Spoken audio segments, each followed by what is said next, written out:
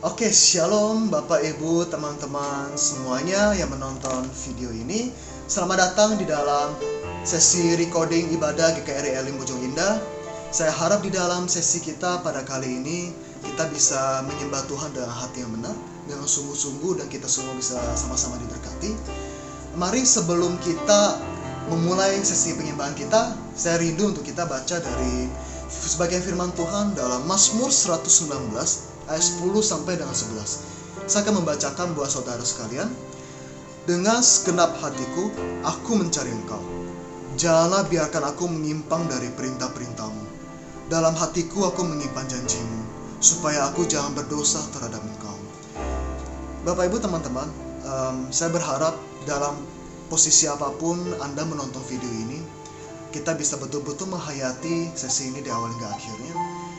Saya teringat pernah sharing di dalam komsel atau di dalam ibadah youth gitu, bahwa hanya ketika manusia kayak kita ini, kita menghadapi sesuatu yang namanya bencana alam, barulah kita benar-benar merasa bahwa manusia itu tidak berdaya. Kita ini kecil sebetulnya. Kita ketemu tanah longsor, kita ketemu banjir, kita ketemu gunung meletus, gempa bumi, dan bahkan wabah sakit penyakit. Kita seringkali langsung takut, langsung butuh waktu banget untuk pemulihannya dan lain sebagainya. Kita nggak berdaya. Tapi maukah kita percaya bahwa di tengah badai sekalipun Tuhan masih ada dalam kendali kita. Tuhan masih ada dalam kendali. Dia masih berdaulat. Dia masih menjadi Tuhan atas kita semua. Yuk Bapak Ibu teman-teman, kita sama-sama siapkan hati kita. Dia layak terima penyembahan kita yang paling tulus. Dia layak terima segenap pengabdian kita. Oleh karena itu sekali lagi saya undang, siapkan hatimu. Mari kita hayati lirik demi lirik daripada lagu ini. Terima kasih Tuhan. Mari katakan bersama, lingkupiku Tuhan. Lingkupiku dengan sayap-Mu Tuhan, dengan sayap-Mu. Naungi kami Tuhan, naungiku dengan kuasa-Mu, dengan kuasa. Di saat badai bergelora, ku akan terbang bersama-Mu. Bapa Kau Raja atas semesta, ku tenang sebab Kau Allahku. Mari nyatakan imanmu sekali lagi. Kata bersama, jiwaku tenang dalam Kristus. Terima kasih banyak Tuhan. Terima kasih Tuhan Yesus. Terima kasih Yesus. Jiwaku tenang di dalam Kristus Tuhan. Dalam Kristus, lihat kuasa-Nya.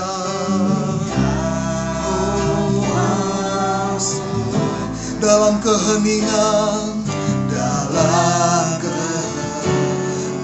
mari semua di saat badai bergelora, ku akan terbang bersama-Mu Bapa.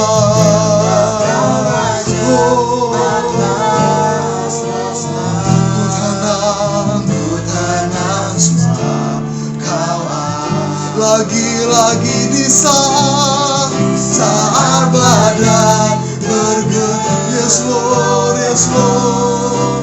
ku akan terbang bersama-Mu. Bapa Kau Raja atas semesta, aku tenang sebab Kau. Lagi-lagi di saat badai bergelora, ku akan bersama Bapa. Ini nyanyian orang percaya. Dan ku tenang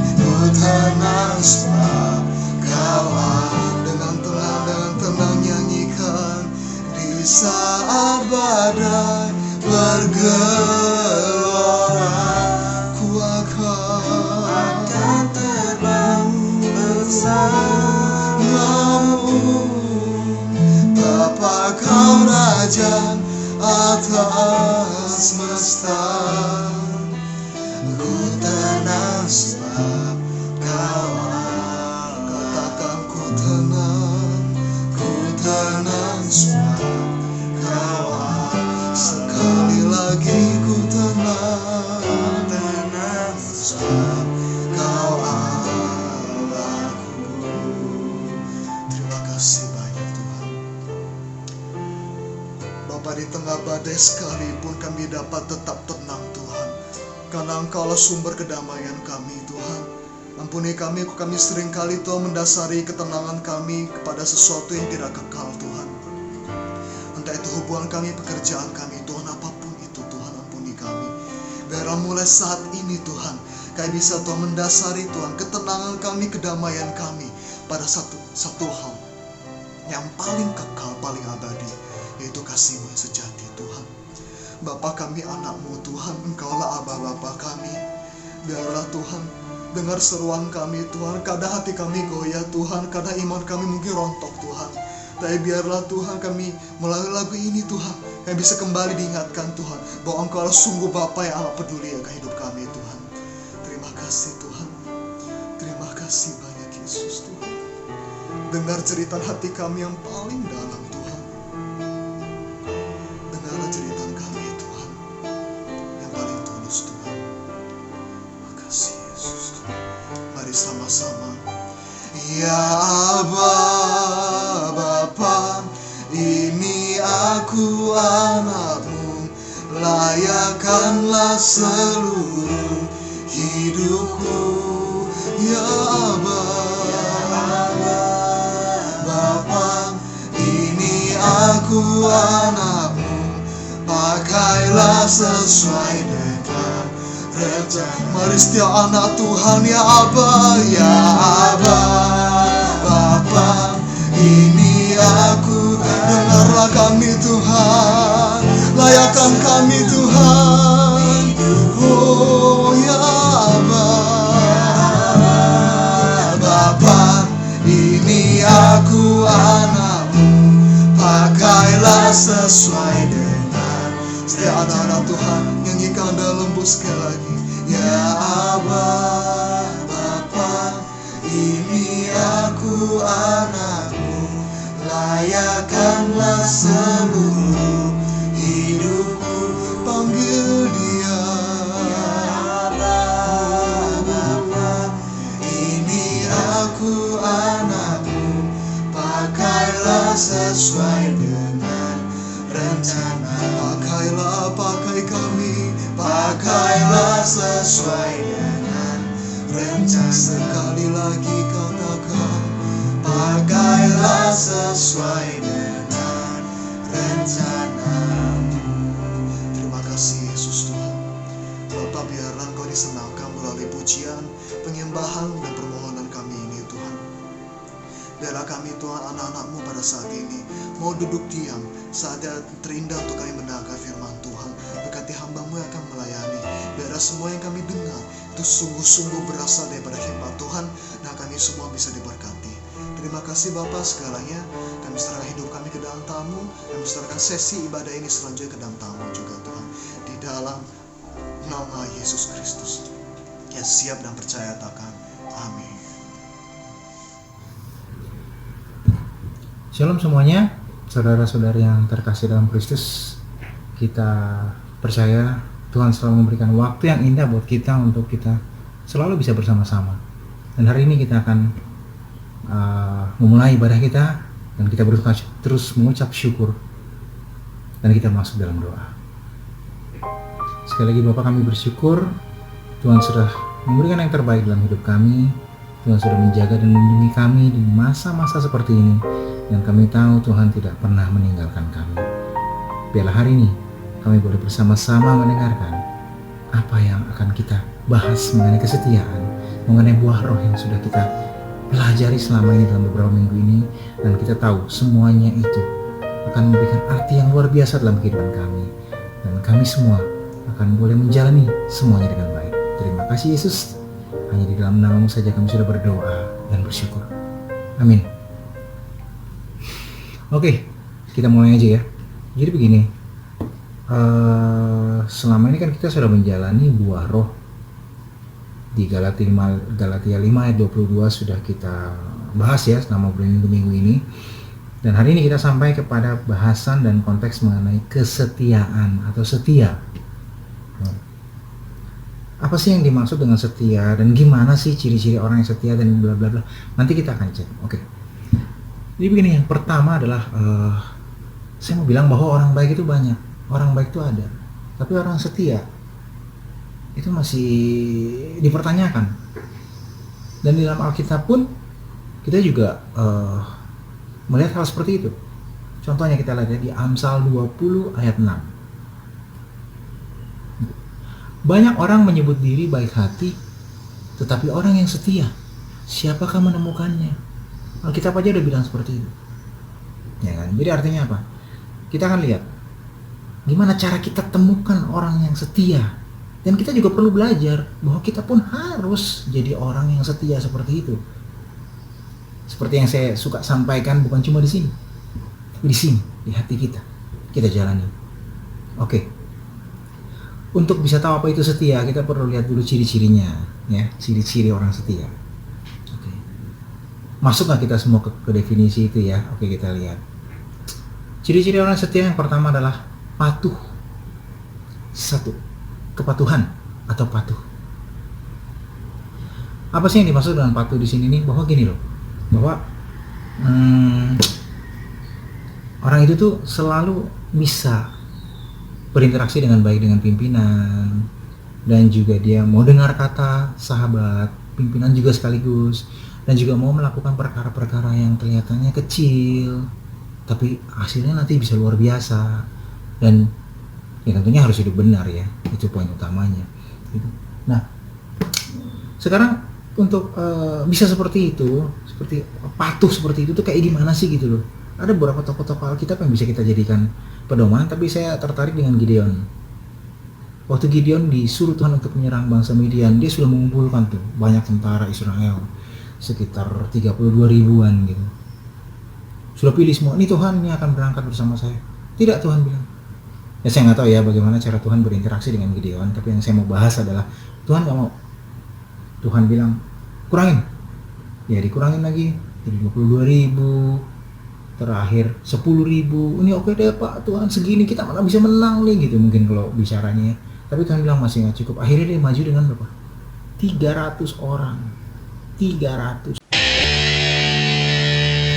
Maju juga secara manusia, kita harus menghadapi bangsa Midian yang luar biasa kuat gitu. Maju dia, tetap dia maju dia. Kenapa? Karena dia setia, patuh sama Tuhan. Dia patuh sama instruksi Tuhan, dia jalan, dia maju. Akhirnya apa hasilnya? Kemenangan. Saya nggak bicara 300 versi Leonidas ya, bukan. Ini 300 versi Gideon, versi cerita Alkitab yang dapat dipercaya dan mantap. Ya, itu kepatuhan tadi. Terus apa lagi? Ciri orang bersetia setelah patuh tadi. Yang kedua, ada tiga ciri, nggak banyak, kita simpel aja. Yang kedua adalah jadi orang yang dapat dipercaya. Dapat dipercaya. Itu yang kedua. Kenapa? Loh, gini. Kalau untuk jadi orang yang bisa dipercaya itu tentunya kita mesti gimana coba? Artinya apa? Kita mesti punya satu sampel dalam hidup kita, gaya hidup yang bisa dicontoh. Dengan kata lain kita punya integritas. Kalau orang lihat kita, wah orang ini oke. Seperti yang saya sebutkan kemarin di Pagi Sukacita. Wah orang ini dia bersukacita, orang ini apa yang dikasih unjuk itu dalam hidup dia itu adalah perbuatan-perbuatan baik, dan dia jadi contoh. Itu dia. Gimana? Apakah Anda sudah masuk pada poin seperti ini? Atau kalian anak-anak muda udah begitu nggak? Kalian bisa dipercaya nggak sama teman-teman? Artinya kalau si ini ngomong, oke, pasti gue ikutin, dia nggak bakal ngaco. Bener nggak? Ayo, nggak. Oke. Contoh yang paling luar biasa adalah Yesus. Ya. Dia adalah figur yang memang ya kalau contoh ke dia sih pasti akan ada orang yang bilang ya Yesus terang aja. Tapi nggak apa-apa, kadang-kadang kita perlu satu contoh yang real, yang benar-benar memang terjadi ya. Gini, saat peristiwa 5 roti dan 2 ikan, ya, apa yang Tuhan Yesus katakan? Kasih makan ke orang-orang itu semua. Murid-muridnya bilang apa?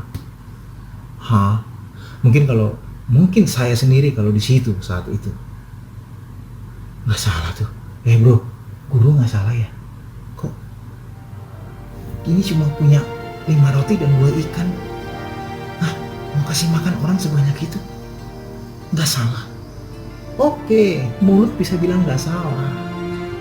Tapi kenyataan, fakta bicara apa? Semua terpenuhi. Semua oke, semua dapat makan. Dahsyat men. Apa? Karena Tuhan Yesus dapat dipercaya. Kalau murid-muridnya nggak percaya, ngapain? Aduh, nggak usah ngeri, bahaya banget buat kita bro, ya kan? Nah, itu. Jadi ya itu dia. Dan saya juga saya pernah sampaikan juga kali tapi nggak apa-apa saya ulangi lagi. Dulu di zaman Perang Dunia Kedua itu ada saatnya di mana Amerika harus nyerang Jepang. Dan mereka nggak punya peralatan memadai, pesawatnya nggak cukup, nggak kuat, mau lepas dari kapal induk aja nggak kuat karena terlalu besar untuk nyerang Tokyo. Tapi di situ ada satu orang, Captain James Doolittle namanya, ya. Dia maju, dia menginspirasi anak-anak muda di situ untuk bisa ikut sama dia. Dan dia bilang, ayo siapa yang mau maju sama saya? Step forward. Ayo maju. The mission I'm asking you to volunteer for is exceptionally dangerous. Take a look at the man beside you. It's a good bet that in the next 6 weeks, you or he will be dead. Everyone brave enough to accept this, step forward.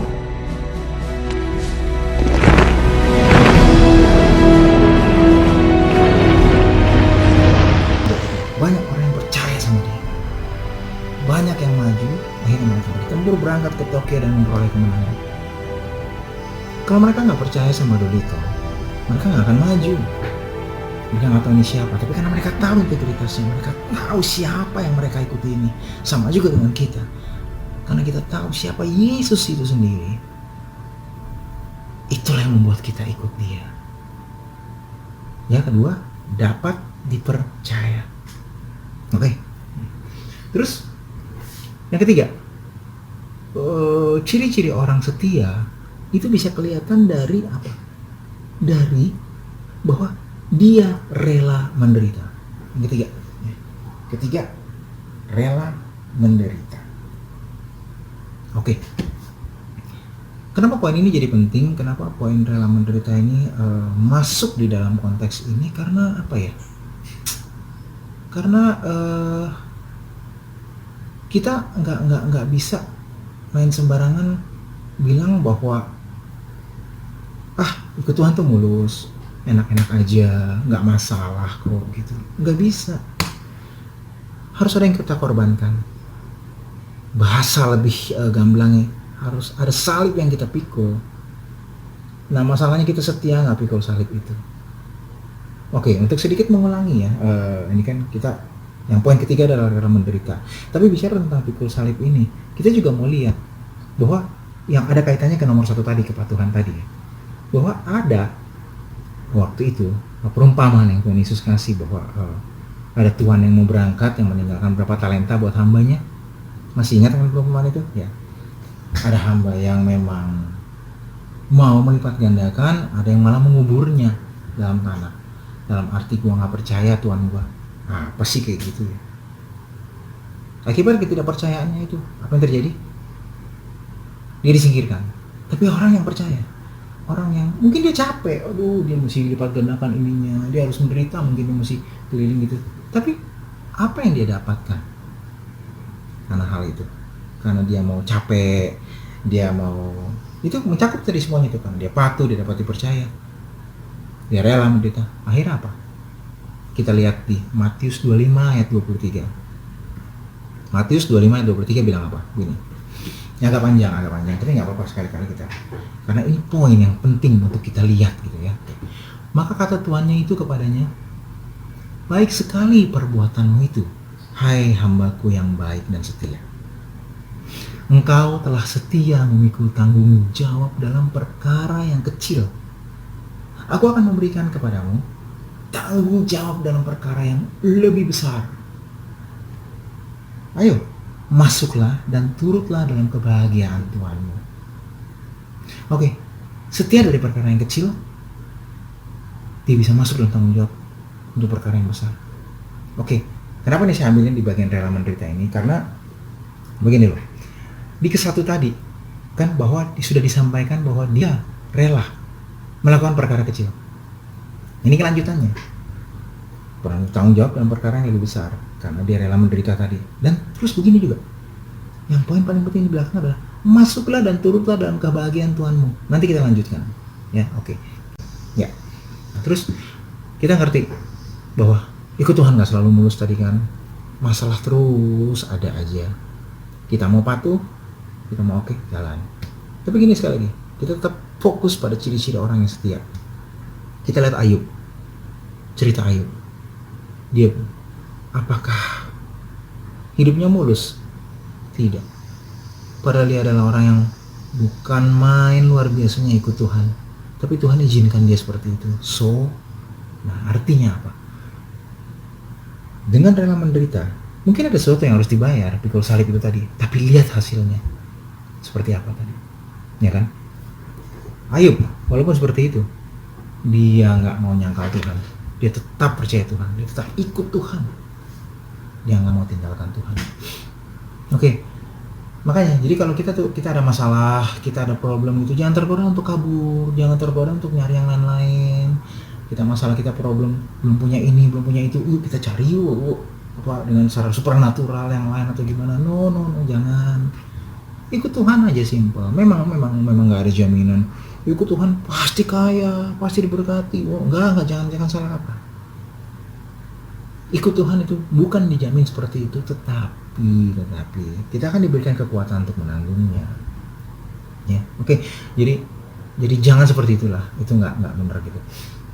Poin rela menderita ini juga kalau kita lihat di kehidupan nyata ya, saya pernah lihat satu ilustrasi gitu ya, bahwa di Himalaya itu ada kebakaran hutan.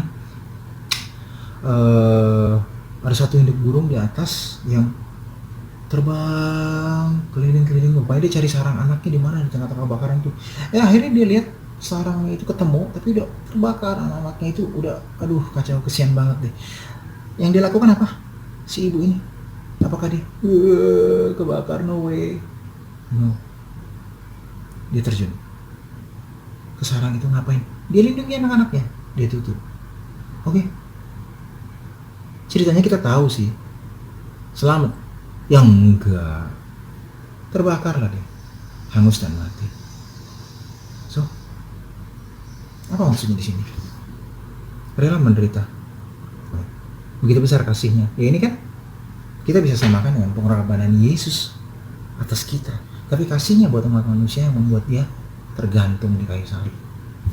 Gampang? Enggak gampang. Oke. Ya. Jadi kita lihat ya konsep tentang kesetiaan tadi. Ya.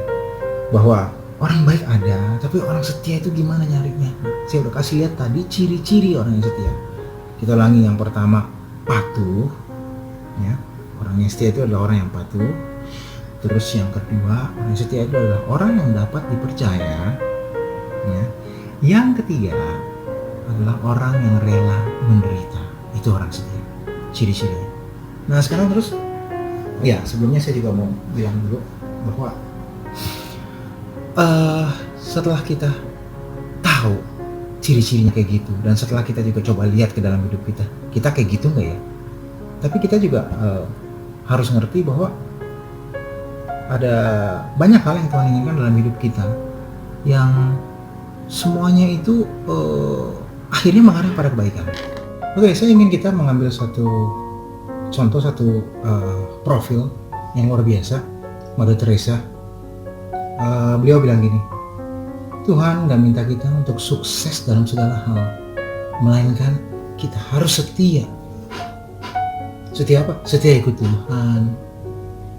Jadi artinya apa? Nggak sia-sia kan kita untuk lihat bahwa ciri-ciri orang setia yang kita lihat tadi itu akhirnya untuk kita sendiri, bahwa Tuhan inginkan kita jadi orang yang setia, ya kan? Oke, setelah kita tahu setia itu apa tadi, 3 hal tadi. Nah sekarang tentunya kita mau tahu dong, dengan kita setia, apakah ada sesuatu yang Tuhan kasih? Apakah ada reward atau apa gitu? Nggak salah kan kita tahu itu. Ya jangan kita berpikiran bahwa apa pengen reward, apa pengen penghargaan, enggak. Tapi kadang sifat kita sebagai manusia, kita nggak bisa pungkiri, kita juga pengen tahu apa sih gitu, dan itu nggak salah selama jangan jadi fokusnya. Mau setia karena pengen sesuatu, bukan, jangan. Oke, reward yang Tuhan kasih ada di 2 Timotius 4 ayat 8a. Baca aja. Oke, 8a. Mahkota kebenaran. Oke. Ayat ini adalah ayat lanjutan dari apa yang Rasul Paulus sampaikan. Oke, tapi sebelumnya saya sampaikan. Saya benar-benar terpesona, terkesan oleh keteladanan Rasul Paulus. Dia adalah orang yang bisa kita jadikan contoh mengenai arti sebuah kesetiaan. Mulai dari dia ikut Tuhan, dari sebelumnya dia adalah pemburu anak-anak Tuhan ya, sampai ikut Tuhan luar biasa, jadi rasul yang radikal mungkin kita anggap ya.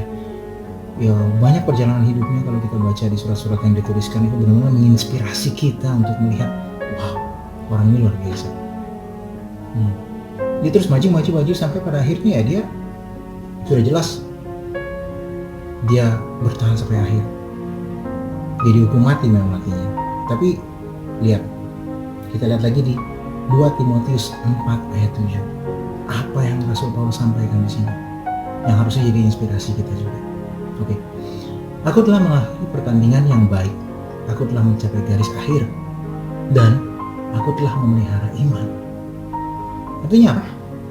Paulus sudah memenangkan pertandingan itu. Lewat apa? Usaha yang dilakukan, lewat kesetiaan dia, lewat hal-hal yang luar biasa yang sudah dia lakukan tadi. Sama juga dengan yang tadi saya bilang, kita lanjutin nih di Matius 25 ayat 23 yang tadi, hamba talenta. Akhirnya Tuhannya bilang apa? Masuklah dan turutlah dalam kebahagiaan Tuhanmu. Masuklah dan turutlah dalam kebahagiaan Tuhanmu. Itu artinya apa? Jadi kan itu rewardnya dia. Sebagai seorang hamba, dia bisa turut dalam kebahagiaan Tuhannya, itu wow, luar biasa di zaman itu.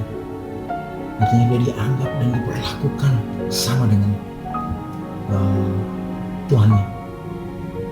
Itu luar biasa kan? Itu reward dia. Nah, Paulus juga mempunyai reward di surga seperti itu. Apa yang kita lakukan?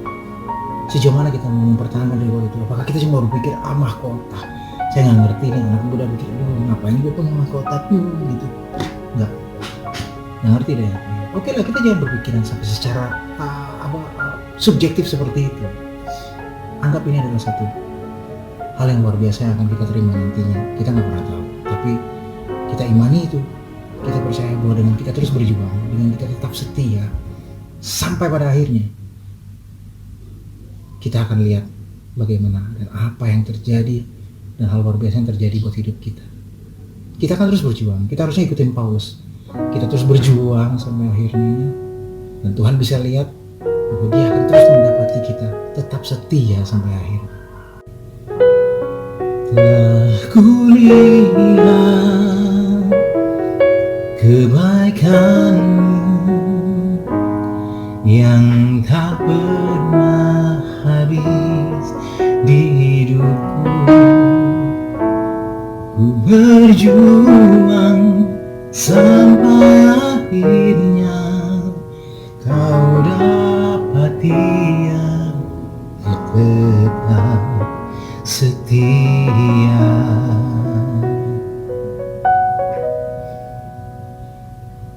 Terima kasih Bapa, kami menyadari bahwa kami terkadang mendukakan Engkau, terkadang kami tidak melakukan yang benar di mata-Mu, tapi biarlah hari demi hari yang kami lalui akan terus punya kepastian bahwa kami mau bersahati sepikir bersama-sama dengan Kau. Kami mau tetap setia, kami mau terus berjuang Sampai akhir nanti kami akan terus bersama-sama dengan Engkau. Apapun yang terjadi saat ini Tuhan, sekali lagi kondisi yang kami alami tidak mudah saat ini Tuhan. Tapi bila kami percaya semua ini akan cepat berlalu, tentu akan memulihkan kembali keadaan kami. Dan kami bisa melakukan banyak hal kembali Tuhan, untuk menjalani hidup kami dengan lebih baik lagi. Kami bersyukur Kau terus menjaga dan menyertai, melindungi semua jemaat GKRI Elim. Apapun yang mereka lakukan, Tuhan jaga, pimpin dan sertai mereka dalam segala hal. Terima kasih Bapa, terima kasih Yesus. Satukan kami dalam ibadah berikutnya. Kami percaya hal-hal yang luar biasa boleh terus terjadi. Dalam nama Yesus kami sudah berdoa bersyukur. Amin.